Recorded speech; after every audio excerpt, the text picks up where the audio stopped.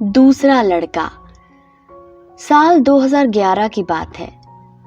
देश के एक बड़े कॉलेज में एक लड़के ने प्रवेश लिया। वहां जाने पर उसे हॉस्टल मिला।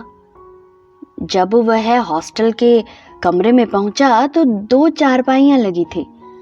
लड़के ने एक चारपाई पर आशियाना बिछा लिया। अगले रोज उसके कमरे में एक और लड़का आया। वह दूसरा लड़का किसी और डिपार्टमेंट में पढ़ता था।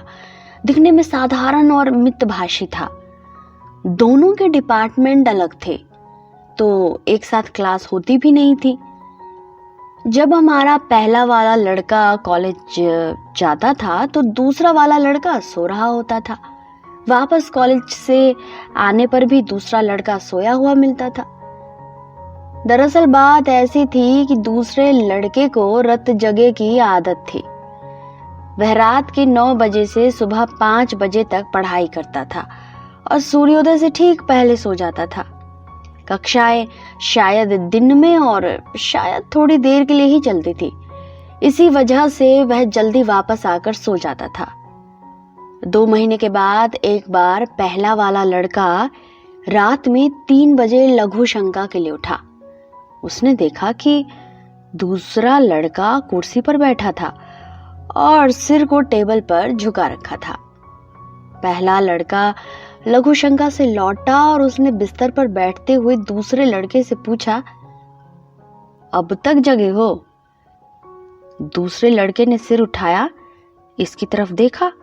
उसकी आंखें लाल थी। उसने डरावनी आवाज में कहा,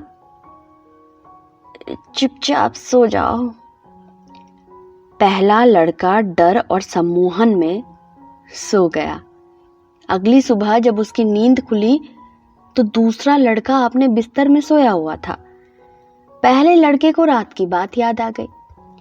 तैयार होकर कॉलेज पहुंचा और सीधे वार्डन से मिलकर उन्हें रात की घटना बताने लगा। वार्डन ने बीच में रोकते हुए कहा, लेकिन तुम्हारे साथ तो किसी को रूम अलॉट ही नहीं किया गया है। उस रूम में तो तुम अकेले रहते हो। अथी। डॉक्टर प्रवीण झा भी गजब खिलौड़ व्यक्ति हैं। एक बार उन्होंने भी पूछा कि अथी मतलब कथी होता है। अथी से याद आया, बात तब की है जब गांव से अभी शहर के कॉन्वेंट में आया ही था। कॉन्वेंट क्या कहें, एक फूस के 5 कमरों वाला मकान था, उसी में चलता था सब। अवनीश सर पढ़ा रहे थे। मुकेश यादव नामक लड़के को खड़ा किए, बोले, पेड़ के अंगों के नाम बताओ। मुकेश सुनाने लगा, जड़, तना, शाखा, फल, फूल, पत्ती और क्या? सर ने डपटा। अथी कथी। सर के बोलते ही पूरी क्लास पेट पकड़कर हंसने लगी।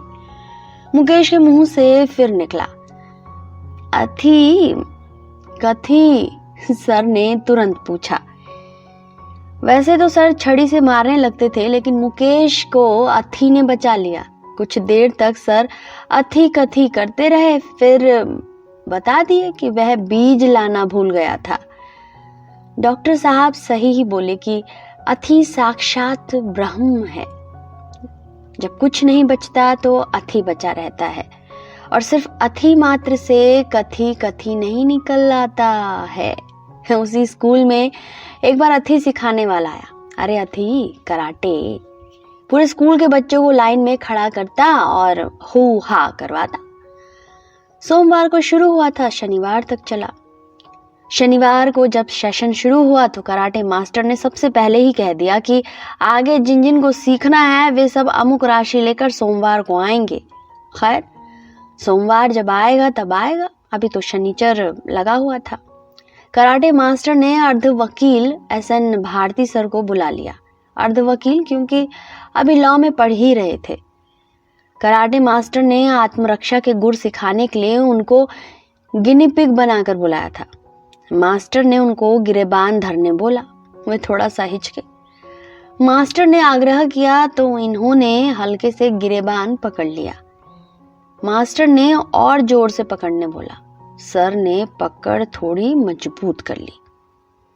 फिर मास्टर बोला, क्या औरतों की तरह पकड़ते हैं, दम लगा कर पकड़िए। बस फिर क्या था, सर के मेल ईगो को ठेस पहुंची और उन्होंने अपना हाथ अंगद के पांव की तरह जमा दिया। हु आवाज आई और मास्टर ने अपना दांव चला। गिरेबान नहीं छूटा।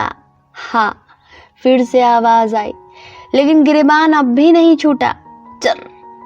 मास्टर के आखिरी दाव में उसकी कमीज फट चुकी थी और गिरेबान का एक टुकड़ा सर के हाथ में था, अभी भी छूटा नहीं था। परिणाम स्वरूप सोमवार को अथी नहीं लाने पड़े। अरे अथी, पैसे।